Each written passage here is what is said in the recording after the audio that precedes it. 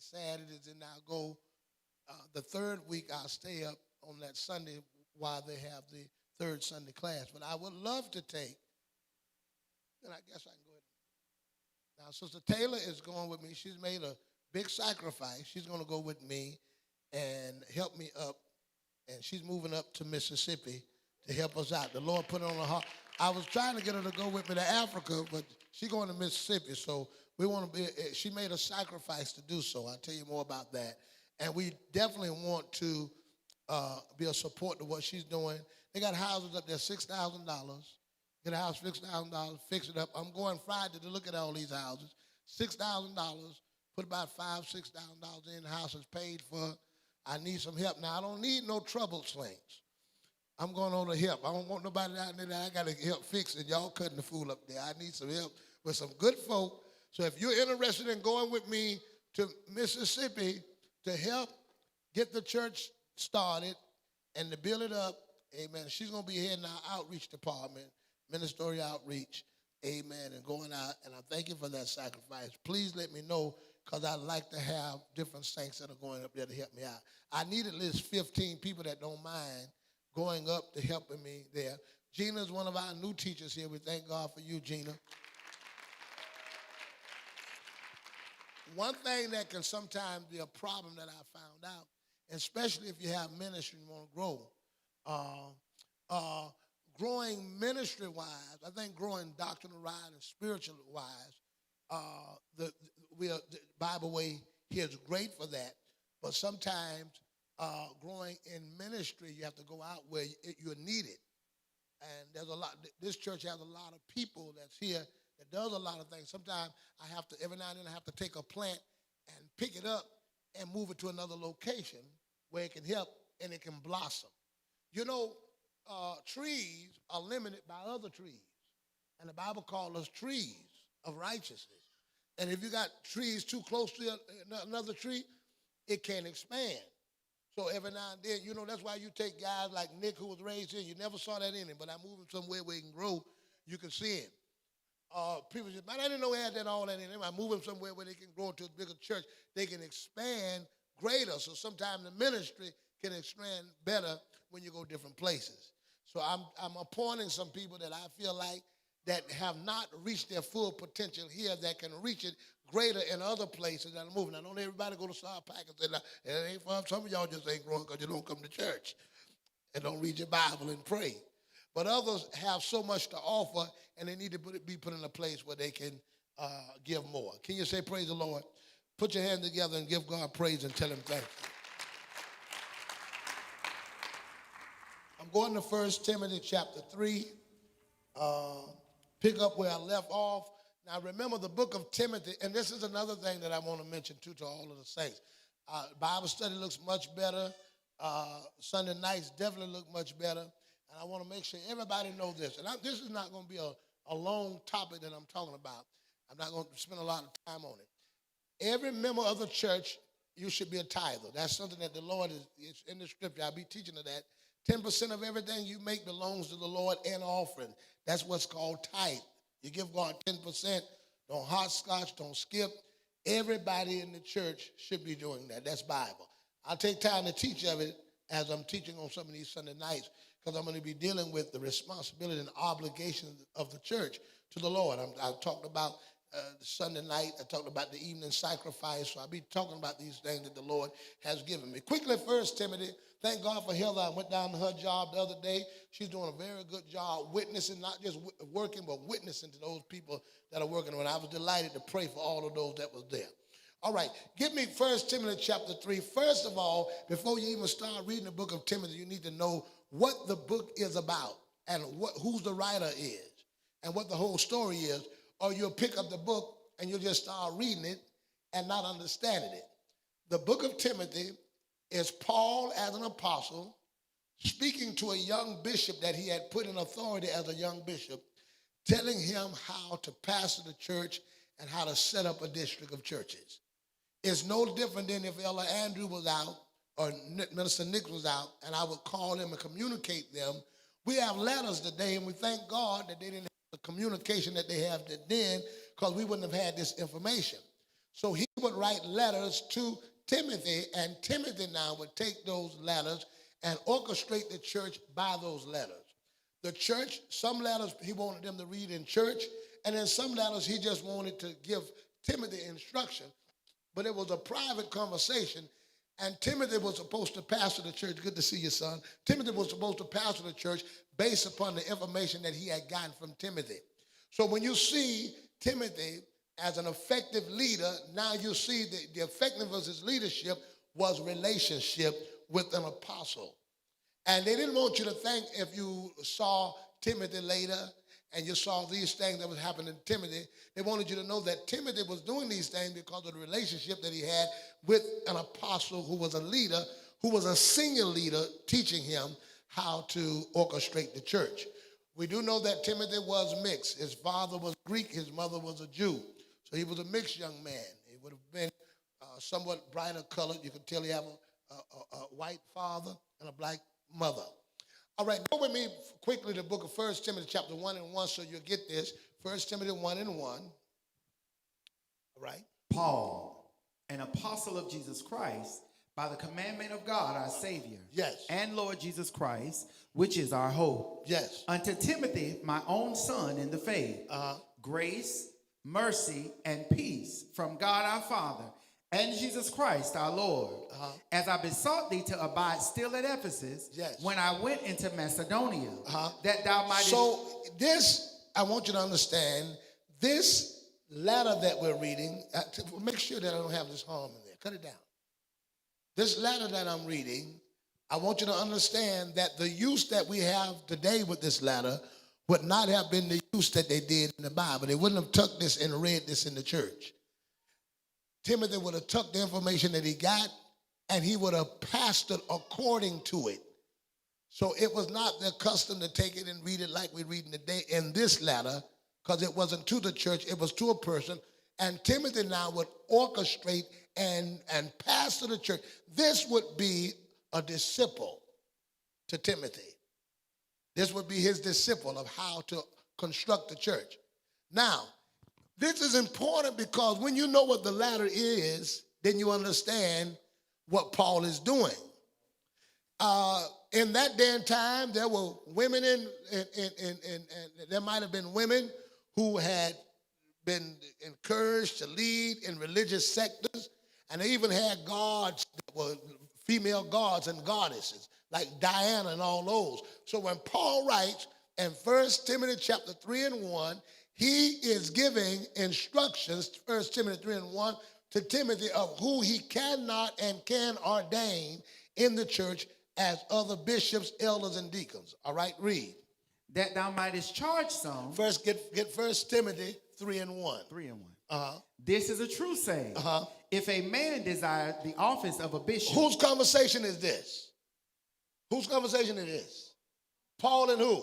So he's telling Timothy, this is a true saying. Why did he start off this as a true saying? Because somebody may think this is a lie. Somebody may think that this doesn't apply. But this is a true saying.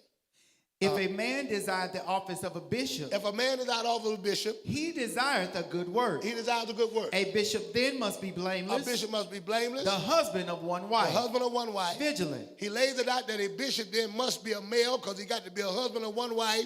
Vigilant. Sober. Of good behavior.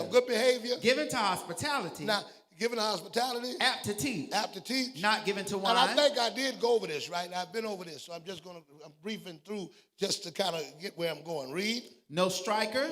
Not greedy of filthy lucre. But patient. Yes. Not a brawler. Not covetous. One that ruleth now well. Go to verse 8. Likewise, must a deacon be grave, not double-tongued, not given to much wine, not greedy of filthy lucre, holding the mystery of the faith in a pure conscience. Now, I went over the wine aspect, I think. Did I go over that last week? I went over not giving the wine. Did we talk about that? I did. We went over that. Not giving the wine. Now, I want you to notice, keep reading. And let these also first be proved. Then let go to Titus chapter 1 and 5.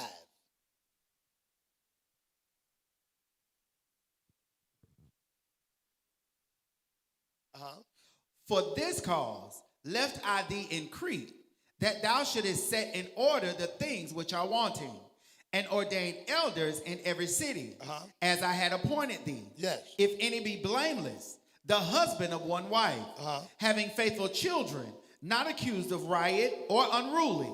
For a bishop must be blameless, as the steward of God, not self-willed. So you'll see in Titus, because Titus is also a son of Timothy. So the letter that to Titus is just like he wrote to Timothy, telling Titus how to order the church, how to set up administrations in the church. But you'll see something. When you read the bishop's qualifications, the deacon's qualification, and the elder's qualification, all of them are the same thing. A deacon, an elder, and a bishop is all the same particular qualification. They just have different responsibilities. A deacon would be a local church who helps a pastor watch over the congregations. A pastor would be over deacons in the church, an elder over deacons in the church, making sure that the congregation and the deacons are orderly. And a bishop is over elders. So it's the same qualification, but each have a different responsibility. The deacons have a small amount of people to watch. The elder has a small amount of people, a large amount than the deacons, and the bishop have a large amount than the elders. So the qualification, once you become a deacon, you can be elevated. You don't get ordained to be a deacon and then get ordained to be an elder and ordained to get a bishop. Really, you're getting elevated. So once you become a deacon, that's why it's important that you guys that I'm trying to teach how to be deacons understand your responsibility. Once you become a deacon, then you now are in line that you can go forward to be an elder. Once you become an elder, you are in line that you can become a bishop. That's the same qualification, but a different responsibility. And that system is, if you are faithful over a few things, God will make you rule over many. Because if you can be faithful as a deacon under a pastor, observing a congregation, then you can be elevated to an elder. And then you can be faithful over a congregation, then you can be elevated to a bishop. So that deacon responsibility is really, really a real true, we treat it too small. That's why I started a training here. We treat it small and treat it like it's only somebody that count money. But no, it's a big responsibility. And that's what God is teaching. And God is teaching. Now, your first responsibility, though, is how to run a house. If you don't know how to run a house, and one woman is about to run you crazy because you cannot handle that responsibility, you can't handle no church. So God tests you out to see, can you handle a wife with all of the drama that she has and all of the problems that she has? He wants to make sure that you can lead her, help mature her, help minister to her, because the first person that gets your word and supposed to be getting a message from you is the wife. That's why he told them the husband is not just to be somebody going around and pushing commands. He's supposed to be the Bible teacher at home. You start as a Bible teacher at home, then you elevate to a deacon in the church, then you elevate to an elder, and then you elevate to a bishop. So all of you guys that really look really biggity in the church and really nice in the church, but you cannot pastor your home, you don't qualify. And it's talking about teaching, guiding through the word. Look at this. Go to the book of 1 Cornelius chapter 14. He's saying this, that she should be so taught at home, or you as a man should be so qualified to teach at home, that she has absolutely no questions for me in church. Because you have listened to what I've said and went back home and taught her. So she has no need to ask a question because her husband has answered all of her questions through the word of God at home. 1 Corinthians 14 and 34. Now, the reason there are so many women who are verbal in the church, and notice 1 Corinthians 14 and 34 was not about a woman teaching. 1 Timothy was about a woman teaching. But 1 Corinthians chapter 14, where they get mixed up, is about a woman asking questions, not about teaching. He didn't want her to ask the questions at church. However, it was not for the sake of question. It was for the sake of embarrassing her husband. Because had her husband been listening well enough in church and doing his job, she would have never asked a question. Because he would have been so equipped that he could have taught her at home. That's why, look at 1 Timothy chapter 14 and 34. Look at it real good, what it says. Let your women keep silent. Let your women keep silent. In the churches. Now let's see what the topic is. This is not about her trying to preach. Watch, read. For it is not permitted unto them to speak, but they are commanded to be under obedience, as also saith the law. And if they will learn anything, let them ask their husbands. So the main topic was, if she's learning, let her husband be the teacher and not her. So he should be qualified in the Bible that she really don't have to raise her hand and say, can I ask you a question? Because he should be so taught from Scripture here that he can go back home and teach her. That's the order that God had. Because God never taught. Now, because of this, many Jews in their synagogues, and this is not a commandment from God, but for custom, when they had services, the women didn't sit with the men. The women sat at the top and the men sat at the bottom. In the Jewish synagogue, you see, well, they call them Jewish synagogue. They're not real Jews. The men sat at the bottom and the women sat at the top because they expected now the men to get enough training that they can go and teach them. And they got this from the Lord because Adam was made first. And God gave him the command, and Eve was not there when he gave him the command. God taught Adam, and he expected Adam to give Eve the command. So Eve would have been taught by Adam, and Adam would have been taught by God. And Adam messed up because he didn't give her the word correctly. So her failure, are y'all with me, saints of God? Does that make any sense? Just giving you a better understanding of how men now should be paying attention in church, getting the word of God in church, going back and feeding and having that Bible study at home, because it's really the word that convert people. See, the woman is not to use the word to win the man. See, 1 Peter chapter 3 and 1.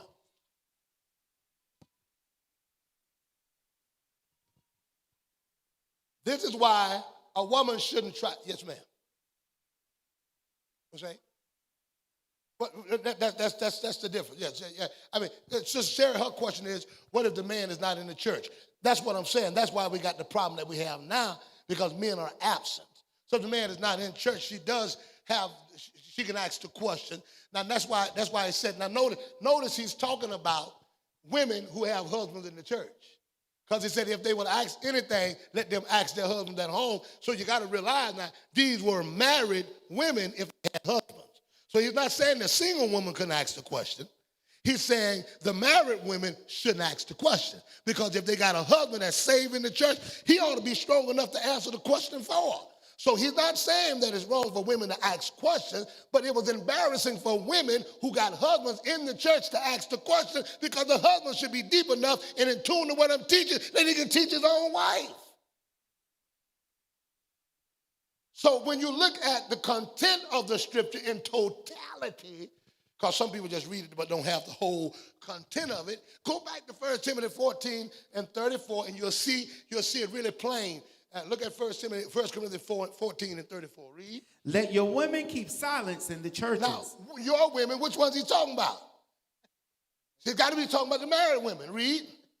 For it is not permitted unto them to speak, but they are commanded to be under obedience, as also saith the law. And if they will learn anything, let them ask their husbands. We've got to acknowledge in 1 Corinthians chapter 14, he's not talking about all women, because all women ain't married. And he said if they're going to learn anything, let them ask their husbands at home. So this 1 Timothy chapter 14 and 34, what it really addresses is the respect. And it's not about her teaching, it's about her asking questions.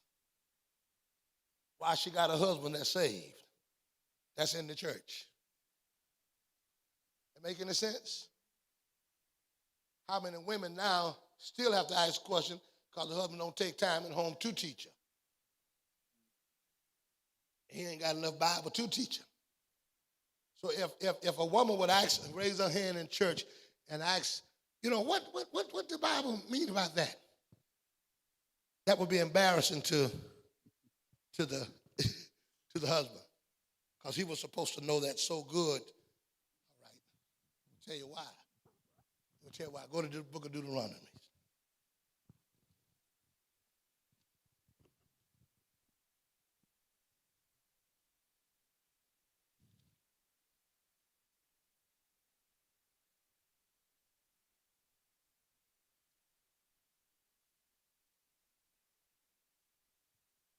Chapter 6.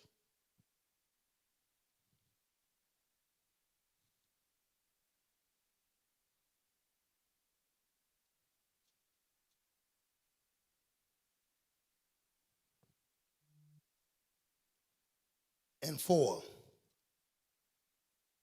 right, read. Hear, O Israel, the Lord our God is one Lord, and thou shalt love the Lord thy God with all thine heart, and with all thy soul, and with all thy might.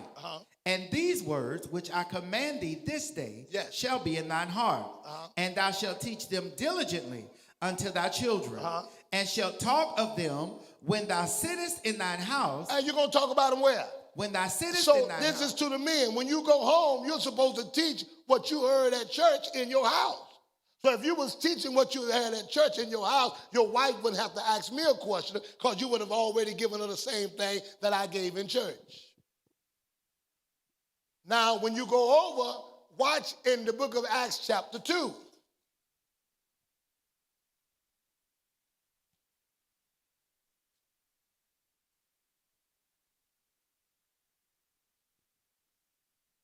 And 46. And they continue daily with one accord in the temple. Now, they were daily with one accord in the temple. And breaking bread from house to house. They was in the temple and they was in the house. So that just like there was teaching going on in the temple, there was teaching going on in the house. That's why he could say if they would learn anything, let them ask their husbands at home, because the same thing that the preacher was preaching in the temple, the husband was going at home to teaching it. Now, once he has got his house saved and done the responsible for his house, that's why the Bible said now one that ruleth well his own house, because once he done got his children saved, they can say his household saved, now he qualifies to be a deacon, because he know how to teach a house with 5 kids. He know how to teach a house with 7 kids, now qualifying and send him over, now he can be a deacon. That makes sense? Y'all with me in the book? Amen. I had you go into another scripture. I never got to it, right? What was it? 1 Peter 3:1. Likewise, ye wives, be in subjection to your own husbands, that if any obey not the word, they also may without the word. Now when you understand now the order that God sets, now this is why it's disrespectful for a woman to teach the man. Because her teaching the man is an embarrassment. Now, Paul says, I suffer not a woman to teach, not to usurp authority over the man, because the man is to be the teacher. And then he says, for Adam was first formed, because God talked to Adam before Eve was born, and he had to give the command. Now you understand why she's not to teach. Now, if then God wants her, watch this, as a woman, not to even ask the question because her husband is there, how does he want her teaching the lesson? If she can't ask the question in the church, how can she teach the lesson? Because he wants her to respect him by not asking the question. If it's disrespectful to ask the question, it's disrespectful to teach the lesson. If he is trying to protect this man by not letting her ask a question to make him look like a fool in church, then why would he put her up to teach the men in the church? It's respect for his knowledge, respect for his position. Now when you go back to 1 Timothy chapter 2 and 12, is this making sense to you all? 1 Timothy 2:12, read. But I suffer not a woman to teach, nor to usurp authority over the man, but to be in silence. For Adam was first formed, then Eve. And Adam was not deceived, but the woman being deceived was in the transgression. Notwithstanding, she shall be saved in childbearing, if they continue in now faith. get verse 11. It's again about learning and not just teaching. Now Paul and Timothy deals with learning and teaching. Look at verse 11. Let the women learn in silence. Listen, now he didn't say, he said let her learn in silence. If he wants me to be silent in learning, how does he want me teaching? I want her silent in learning because I want that man to feel respected. I want her to feel that he's an adequate teacher at home. It doesn't make a man look bad when a woman who's single asks a question. As Sister Sherry said, because the husband, the pastor, becomes that person of teaching to her. It doesn't make one whose husband is not in her life look bad because it doesn't reflect him. But for all you men that are here listening to me in class, you have a responsibility to go back and teach what I'm teaching here to your children and your wives so they will have no need to ask a question because you've taught them the word of God. This makes sense? And that was God's way of reproducing bishops and leaders and elders because he knew if they were doing that job at home, I could go to any man at any time and say, hey, you ready to go out? Why? Because he's been preaching at his house. You ready to go out? Because he's been teaching at his house. And guess what? In the church group, because if he's been teaching at his house, he said, why don't I invite mother-in-law over while me and the kids having a good Bible study? Mama-in-law gets saved and everybody else gets saved because he's teaching his family. Exactly what he's been taught here. That's how the church grew. But most men don't pick up the Bible, they get to church, and sometimes the wife is over there reading the Bible and studying and praying, and the man ain't.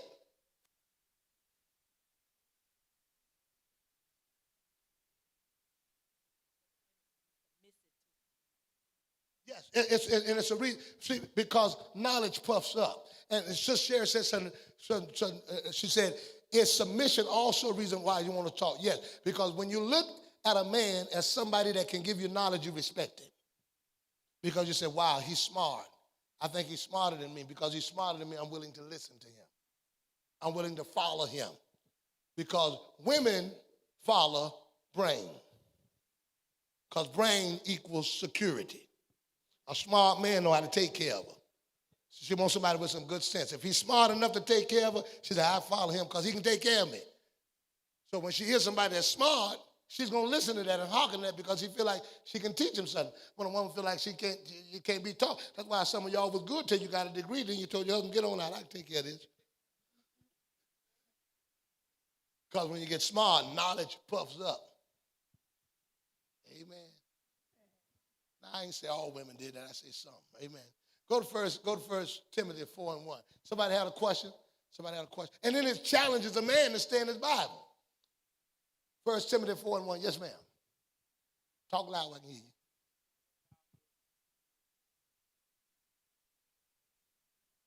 That's why I'm teaching them now. I'm fixing that right now. I'm fixing that right now.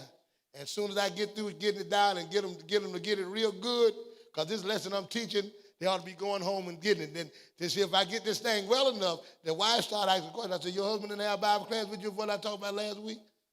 But we ain't got that yet. They just coming back to Bible study. So and some of them just getting back to Sunday night service. So it's going to take me a while to get them there. But we working on it, Christian. Woo, I feel good, boy. Amen. Y'all with me? Now turn over to 1 Timothy chapter 4:1, because I think I covered everything in 1 Timothy 3, right? 1 Timothy chapter 4:1. Now, what Paul is telling Timothy, he's talking to Timothy. And always remember this, when you read these books are directly to an individual. The book was written directly to Timothy. However, we can share information from those revelatorily. Because even though Paul thinks he's talking directly to Timothy, it's the Spirit speaking. I give you this. Go to 1 Timothy 4:1, what it says. Now the Spirit speaketh expressly that in the latter time Now in the latter times. some shall depart from Now the the Bible faith. say the latter times and the Bible say the last days. This was written 2,000 years ago. How does this qualify as the last days? In fact, how does when you look at the book of Acts chapter 2, when the day of Pentecost say, it shall come to pass in the last days, I'll pour out my spirit upon all flesh. And people say, oh, these are the last days. But man, you know, when you think about it, what do you mean the last days? How did the last days? Y'all been saying it's the last days all this time. Well, last days in God's term is talking about just about 2 days. So when God says last days, he's really specifically talking about 2 days. But you got to remember, one day with the Lord is as 1,000 years. And 1,000 years is 1 day. So this still qualifies as the last days because we're talking about God's time. So for those, that's why he had to explain to the church over there in Peter, because they said, oh, y'all keep talking about the last day. He said, well, I need to give y'all the understanding of what last days mean to God. Go to the book of 2 Timothy.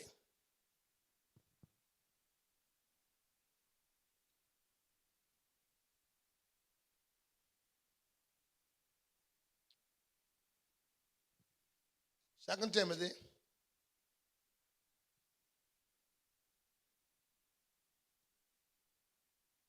chapter 3,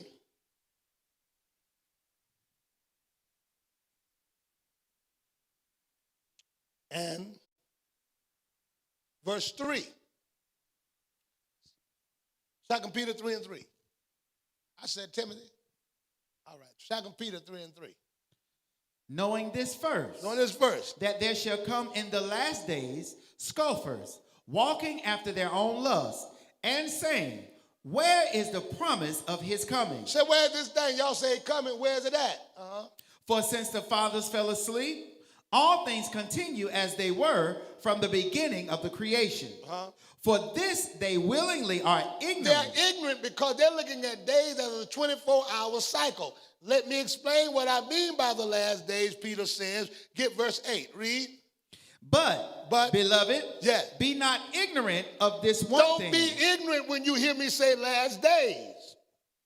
That one day is with the Lord as 1,000 years. So when the Lord says that, now this was the problem that they had, because people in the Bible days were actually looking for the Lord to come in a couple of days, because they actually had the last days. And even some of those that preached, they thought it was any time, and Peter had to go back and correct the church because the church was selling their houses. This is why many of them in Acts were selling all the stuff that they got and giving it, because they wasn't planning on living here. They thought it was going out, and so they were selling all their stuff to spread the gospel because they thought the Lord was coming immediately. So when you see them selling their houses and giving it all out, because they really thought the Lord was coming instantly. And Peter said, let me tell y'all, one day with the Lord is as 1,000 years. So when the Lord said that the last days, he's literally talking about 2,000 years. So we would know that the Lord would not appear in the first 1,000 years because it would not have been days. We know that it would have to be at least 2,000 years before the Lord appeared, because now we do now that know that 2 days have passed. So anytime he can appear, because 2 days in his time has already gone by. So there's nothing to hold us back because the days have come. Does that make any sense? Somebody say hallelujah. Any questions at that? Everybody got it? Makes any sense? Now go back to where we were. Go to 1 Timothy chapter 4 and 1. If there's a question, raise your hand. I'd like to get it. Any questions at this point? Right? It's Sister Pope. 1 Timothy 4 and 1.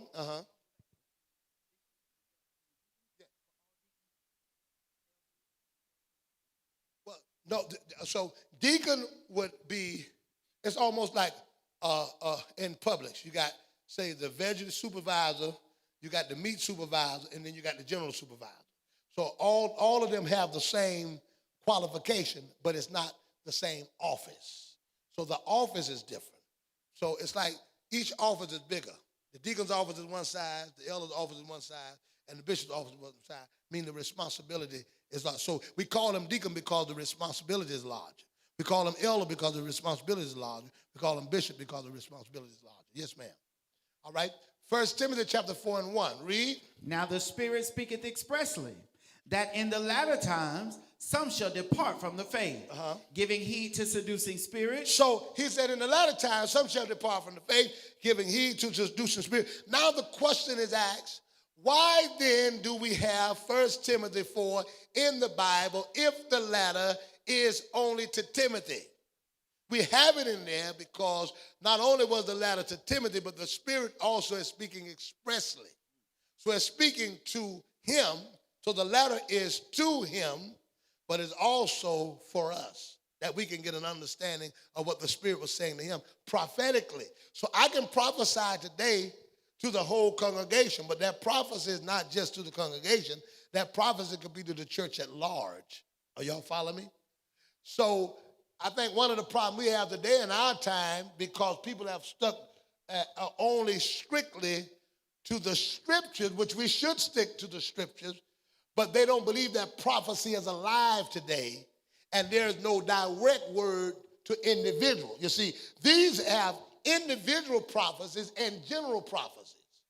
There's an individual message, so God, to show you that this is divine, when I am giving instructions to Nick, when I am giving instructions to Ella Andrew, that is just as divine if I'm back here preaching.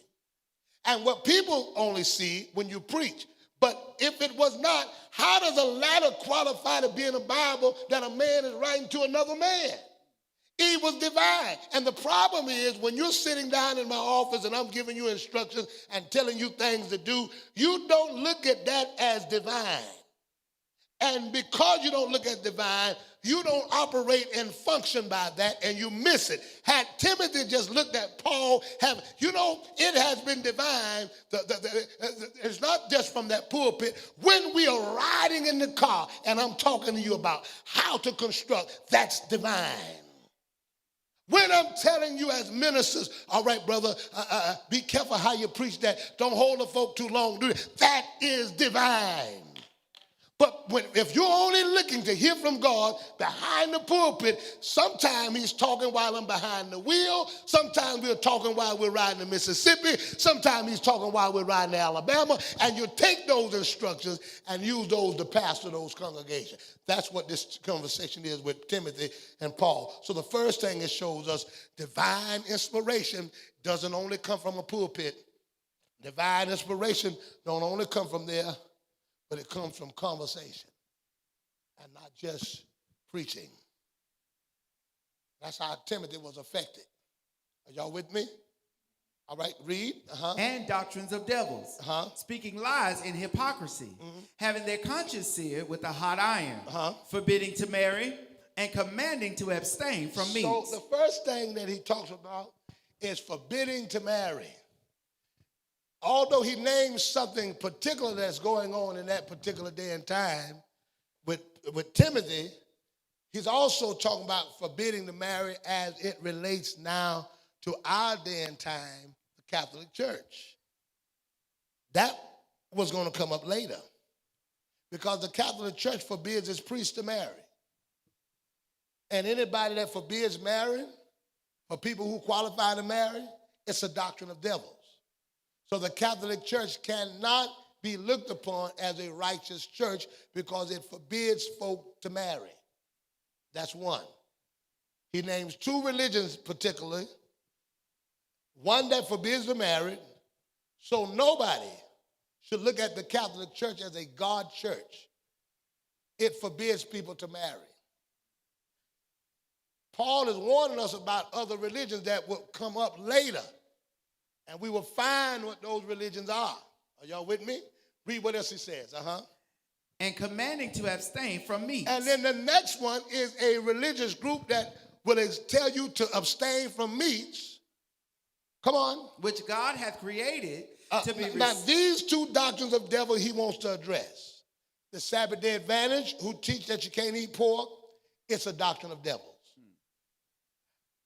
Hebrew Israelites who teach that you cannot eat pork or you're not saved. It's a doctrine of devil.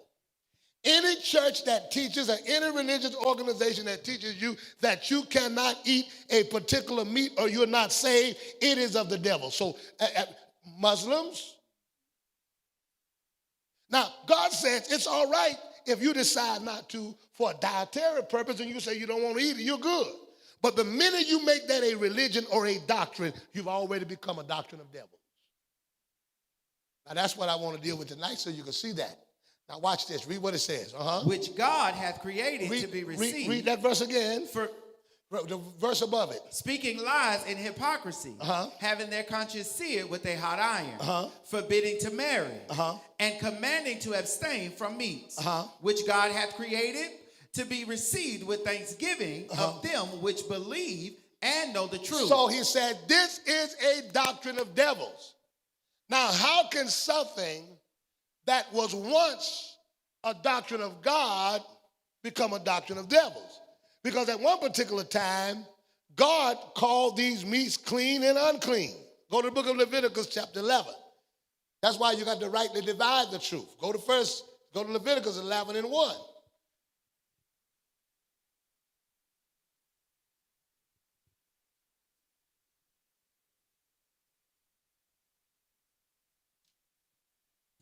Now, let me give you this. You can't look at the Bible as one book that was written in one day. You got to look at the Bible that was written and it's thousands of years in the Bible. So when you look at the Bible and you look at it as one book that happened in one day, you won't understand it. If I was to get a law book of the United States of America and give it to you now and give you a law book, you'll see that there seems to be contradictions in our legal system. Let me give you one example.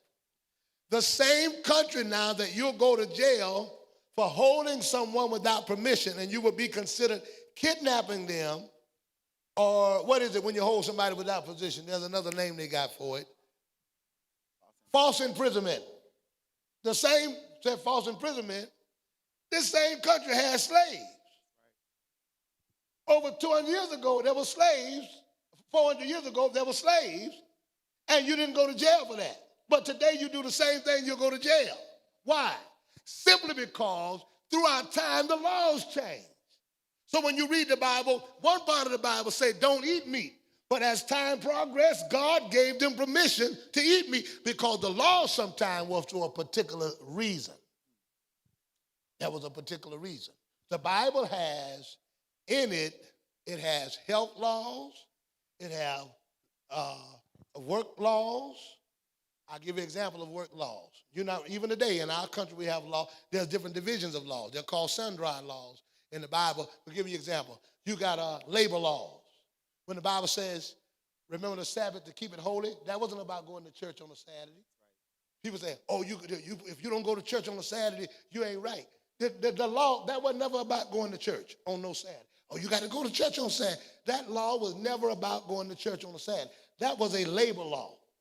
And let me tell you what that law consists of. Go to Exodus 20.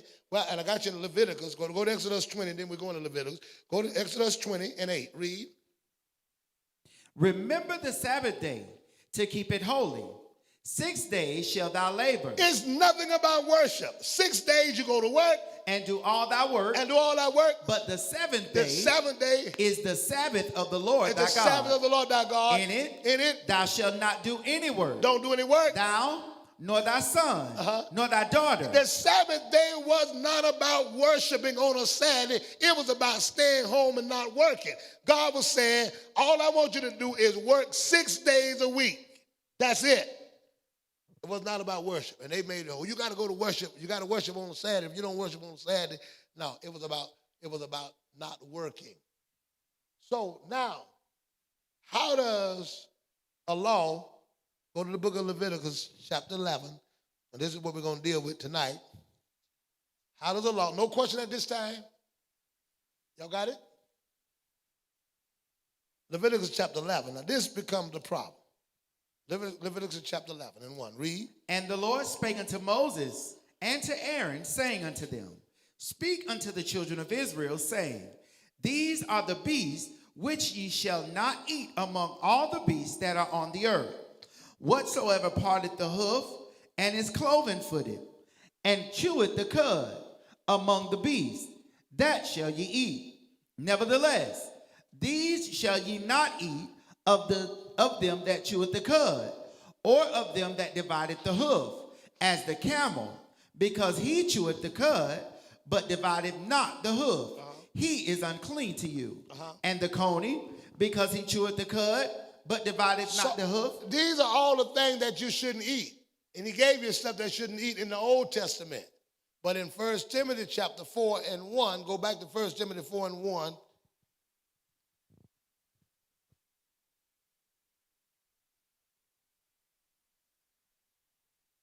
Now the Spirit speaketh expressly that in the latter times shall some depart from the faith. In the latter times, some shall depart from the what? Faith. Giving heed to seducing spirits and doctrines of devil. Speaking lies in hypocrisy. Some shall depart from the what? Faith. Faith. Read. Giving heed to seducing spirits and doctrines of devils. Speaking lies in hypocrisy. Having their conscience seared with the hot iron. Forbidden to marry. And commanding to abstain from meats, which God hath created to be received, with thanksgiving of them which believe and know the truth. And know the what? Truth. Those that believe and know the what? Truth. Now watch, this is what I want you to see. When you look at the laws about not eating pork, that was under the law, right? Y'all agree? Go down to the book of John 1.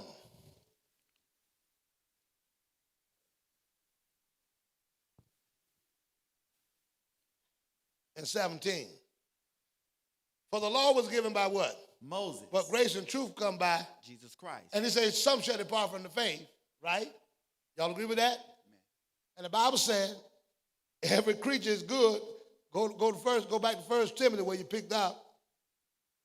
Verse 4. Forbidden to marry and commanding to abstain from meats, which God hath created to be received with thanksgiving of them which believe and know the truth. Let's stop. Of them that believe and know the what? Truth. Not know the law, because the law told them they could do it.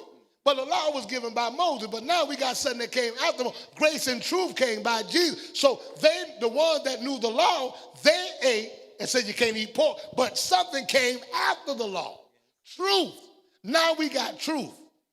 Moses didn't give them truth. Moses gave them the law. But grace and truth came by Jesus, because now Jesus wants you to really realize what he's really talking about. Now, it's okay if an individual says, I decide for my own personal reasons, I don't want to eat a certain meat. That's in Romans chapter 16. Go to Romans chapter 16.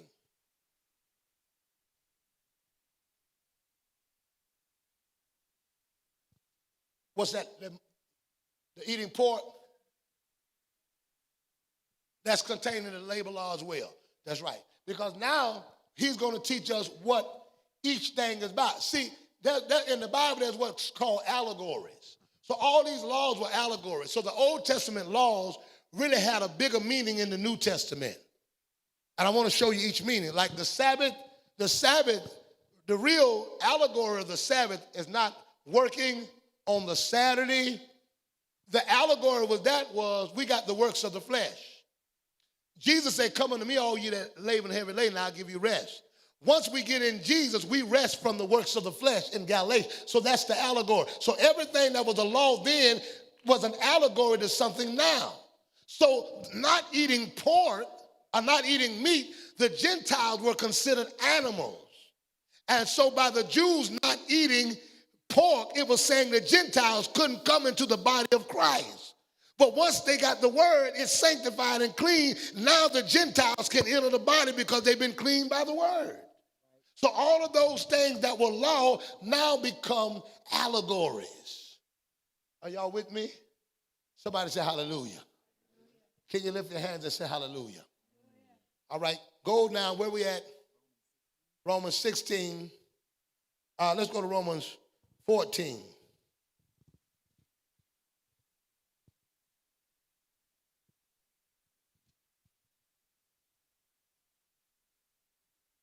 And 1.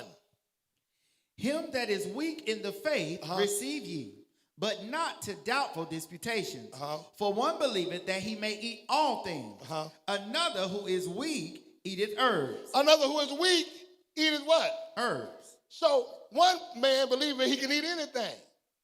But the one who's weak in the faith, he's weak in the truth. Why? Because he's just came out of the law and trying to come over to grace. He's weak. And he's afraid, saying, I don't know if I ought to eat this or not, because he's weak in the faith. He was strong in the law, but he's weak in the faith. Watch, read. Come on. And let him that eateth despise him that eateth not. Read it again. Read it again. Let not him that eateth despise him that eateth not. If you don't eat, don't be bothering the person that do eat.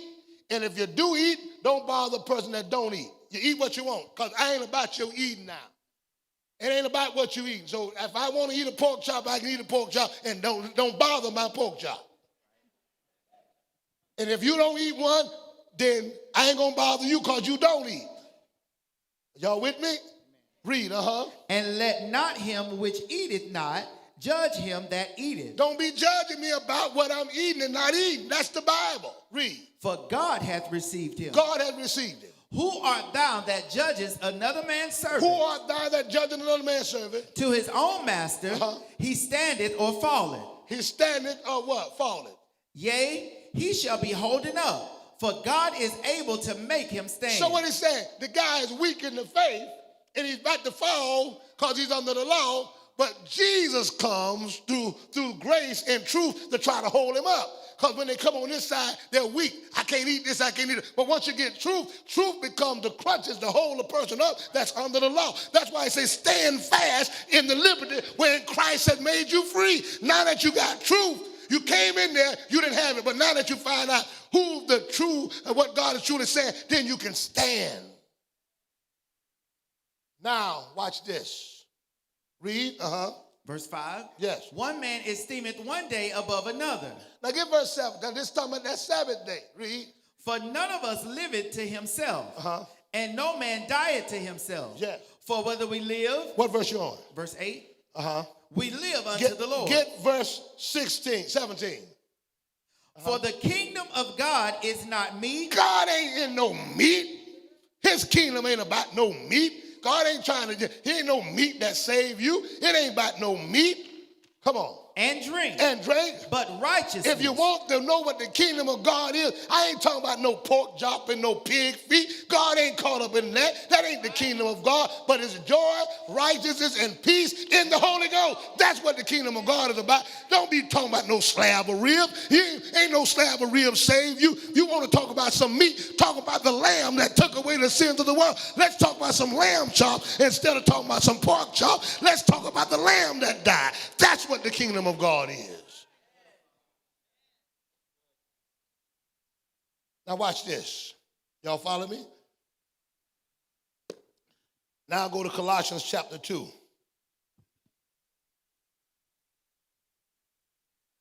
And 16. Colossians 2 and 16. Let no man therefore judge you in meat. Don't let nobody judge you in meat. Or in drink. Or in drink. Or in respect of an holy day. Or of the new moon. Or of the Sabbath days. Don't let nobody judge you about any of those things. Meat, drink, or Sabbath day. That make any sense? How many of y'all got that? So that's what Paul is talking about. Now, no questions at all? Y'all mean y'all got it? Y'all got it? Now, let me give you this. I want you to get now, let's see what the allegory and why God told them they couldn't eat meat and why they were not able to do that and how it changed and at what moment it changed and what it was really about. Let me share some things with you so you can get an understanding. There are certain things in the Old Testament that you read, and certain animals represent certain people. But in the spirit realm, I would be considered an ox. The preacher is considered an ox. The pastor, I would be considered an ox. 25th chapter. And the 4th verse. So you'll see animals that God's talking about, and the animals in the Old Testament really symbolize a particular person in the church today. So Deuteronomy 25 and what? 4? Look what it says. Thou shalt not muzzle the ox when he treadeth out the corn. Well, those people in that day had no idea what it meant. And so while the ox was treading out the corn, guess what they were doing? They will make sure there was no muzzle on him. Sister Pope, God wasn't even talking about that. They only saw the literal, didn't see the spiritual. And just like Paul was talking to Timothy, but also talking to us indirectly, God was talking to Israel and said, I shall not muzzle the ox that tread out the corn.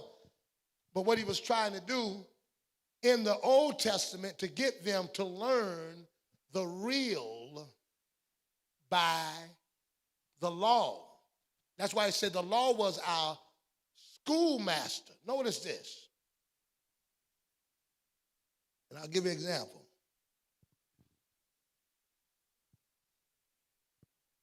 The law was our schoolmaster bringing us into God. So the law was used for something. Can I hold your pen? Can I hold your pen? Can I hold your pen? Can I hold your pen?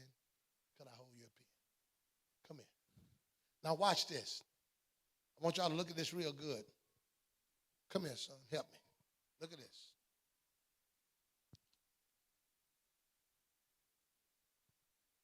What's this? I want you to count. What's this? Hold on. Cut her up. Watch me. 1,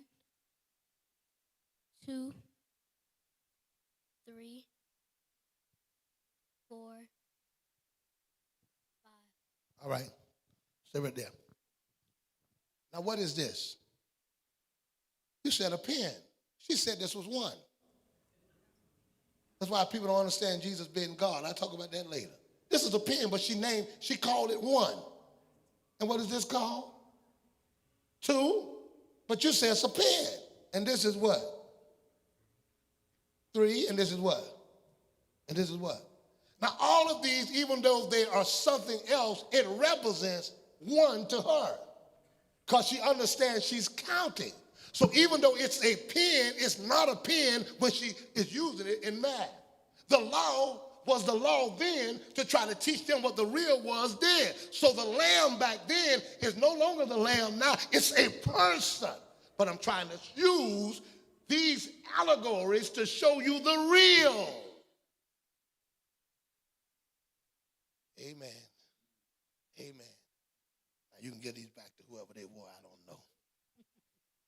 Now watch this. So the ox over there in 25, God is trying to teach them how to take care of leaders that are pastors that take care of congregations. So he said, don't muzzle the ox.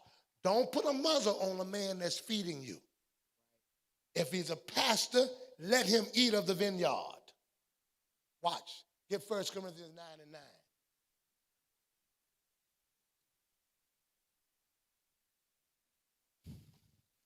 For it is written in the law of Moses, thou shalt not muzzle the mouth of the ox that treadeth out the corn. Doeth God take care for oxen? Do you think God is talking about an oxen when he was talking about that? Read. Or saith he it altogether for our sake? He's talking about us. For our sakes, no doubt. This is written, that he that ploweth should plow in hope. This is written so that a preacher, that you will know how to take care of a pastor. 1 Timothy chapter 5 now, and 17 and 18. Watch, read. Let the elders that rule well be counted worthy of double honor. That double honor means money. Read. Especially they who labor in the word and doctrine. For the scripture says, thou shalt not muzzle the ox that treadeth out the corn. So that scripture had nothing to do with the ox. That was about a man of God being taken care of by the church.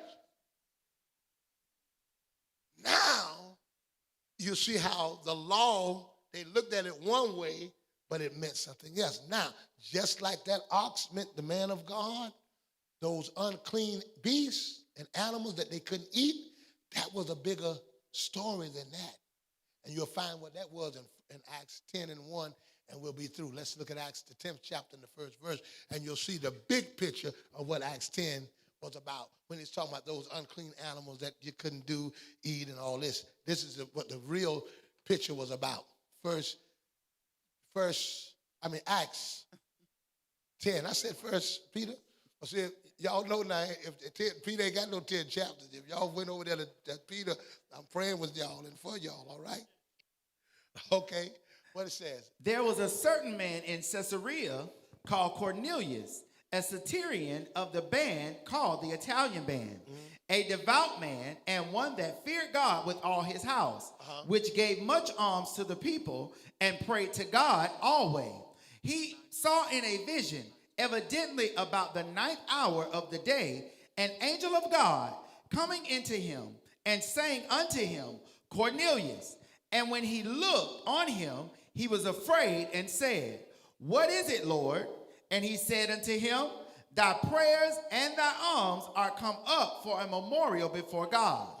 And now send men to Joppa and call for one Simon, whose surname is Peter. He lodgeth with one Simon, a tanner, whose house is by the seaside.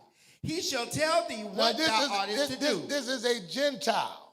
This is a Gentile who has invited, that the Lord is talking to, because now in the Bible, if you were a Gentile, if you were a Hebrew, couldn't go in the house of a Gentile. They couldn't enter the house of a Gentile. One of the reasons they couldn't enter the house of a Gentile, because they were considered unclean.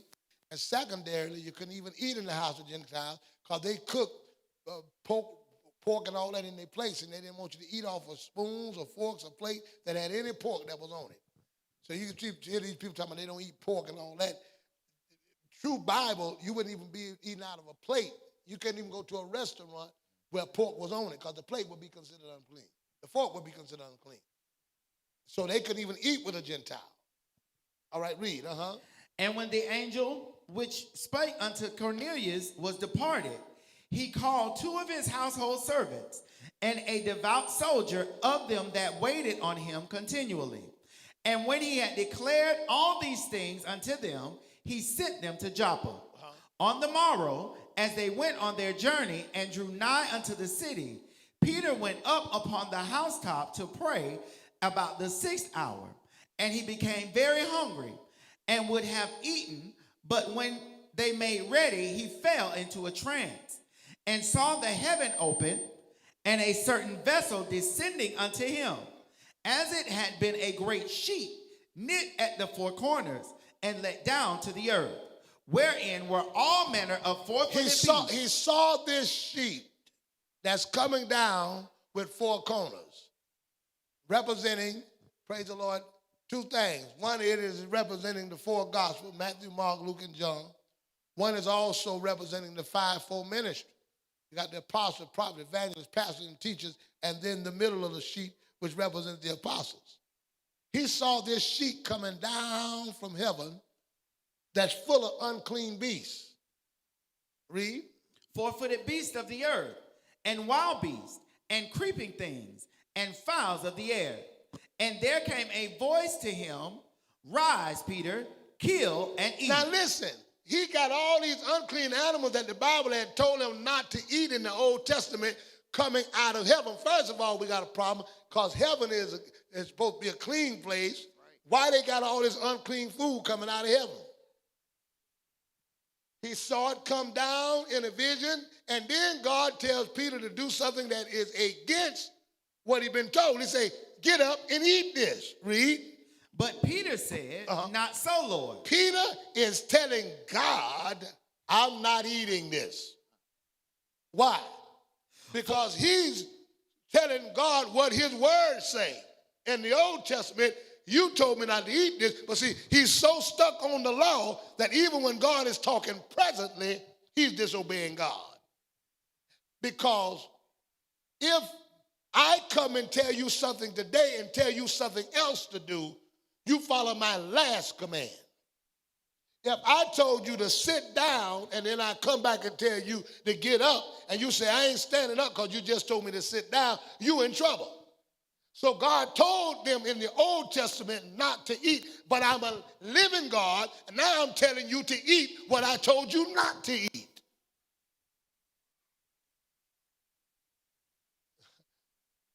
When you have a living God, he can tell you things today that he told you not to do, that he told you today that you can do. Now, you got to be in tune with the scripture to find out when this happens. And that's what the apostles are for, because God deal with them. And he tells Peter, get up and eat it. Peter said, no, the law says this. But truth is talking now. Truth outweighs law. So this is what I want to show you here in this example. If there is a law written and Jesus speaks, we obey him and not that law. Because the law was written, don't eat it. But Jesus said, do what I told you to do. All right, read. For I have never eaten anything that is common or unclean. And the voice spake unto him again the Lord second said time, again the second time. What God has cleansed, What God has cleansed. that call not thou common. It's no longer unclean. So yes, in the Old Testament, it was unclean. Unclean doesn't mean it ain't unuseful. Unclean means it's dirty, but now I can clean it. And if it's clean, that which was unclean is now able to eat. That's where the problem comes from. All right? Now, when you go back, keep reading. This was done thrice. 3 times God told Peter to do it. And the vessel was received up again into heaven. Now, while Peter doubted in himself. Let me ask you a question. Is the meat in the Old Testament unclean? Is it unclean? Is it still unclean today? Is it? Yes, it is. But it can be clean. If every pork chop is dirty, every pig feet is dirty, all of it's unclean. Every bit of it is still unclean. But you can eat it. Why? Because you can clean it up. Go to 1 Timothy chapter 4. And 4. 1 Timothy 4 and 4. For every creature of God is good. It's good to eat now. Why? And nothing to be refused. And nothing is refused. If it be received with thanksgiving, for it is sanctified, by the word of God. By the word of God. And prayer. It can be eaten now because you can sanctify by the word. In the Old Testament, it was dirty because the word hadn't come. And now in the New Testament, the word was made flesh. Now ye are clean through the word. They didn't have no sanitizer. But once the word became flesh, now you got sanitizer.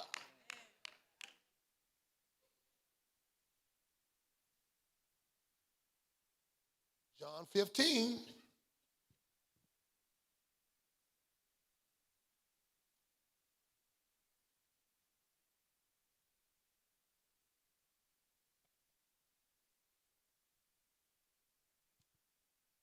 Now ye are clean. Where's that? Read. Now you are clean through the word which I have spoken unto you. All right. Now, y'all with me? Peter got in trouble. Now, I can't say Peter ate a pork chop, but I know he ate out of some dishes that probably had some pork chop in them based upon the scripture. He ate at some Gentiles' houses. There were some Gentile dishes that was cooked in those plates. And the Bible said the Jews was at Paul because they said, Peter, because we heard you ate over there with the Gentiles. Go to Acts chapter 11 and 1.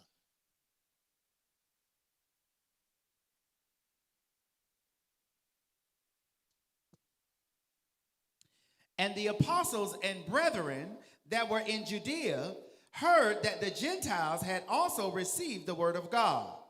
And when Peter was come up to Jerusalem, they that were of the circumcision contended with him, saying, Thou wentest in to men uncircumcised, and didst eat with them.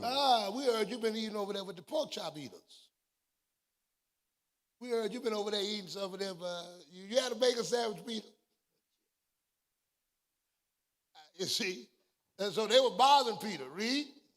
But Peter rehearsed the matter from the beginning. All right. In fact, Peter was real slick. Peter was over there eating with them Gentiles, and when the Jews came, he acted like he wasn't eating with them. I don't know if Peter might have had a bacon sandwich. Sorry, everybody comes. I'm going over here. Look at Galatians 2 and 12. Read. He was being two-faced. For For before that, certain came from James. He did eat with the Gentiles. But when they were come, he withdrew and separated himself, fearing them which were of the circumcision. They were scared he might saw he been eating out some place with some pork chop was in it or some bacon grease was on it, so he was moving back. That make any sense to you tonight? How many of y'all got something out of the lesson tonight? Any questions as I get ready to close? Any questions? Anybody have a question? Well, we thank God. I'm not going to pull it out of you. Y'all survived whatever that thing, Ida, whoever it was. Idelia. Amen. All right. She got y'all a day off, didn't she? 2 days. Yes.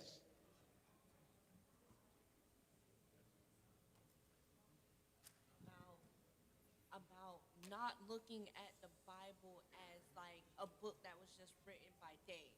Because I started off with a question of, well, why was Get a mic. why was Jesus considered the lamb? But then it came to me to look back in time that lambs were like offered as sacrifice. That's correct. That's right. That's right. Amen. That is correct. Now, as I get ready to go, I need your prayers from this church. And let me say this. We have a great responsibility here. And I want you to know what your great responsibility and how great that responsibility is. We are the mother church. That means we birth churches out from here. That's why we call it the mother church. You can take me off now. Any question from YouTube? No questions? No questions from YouTube? Okay, take me off. Now, we want to adopt and really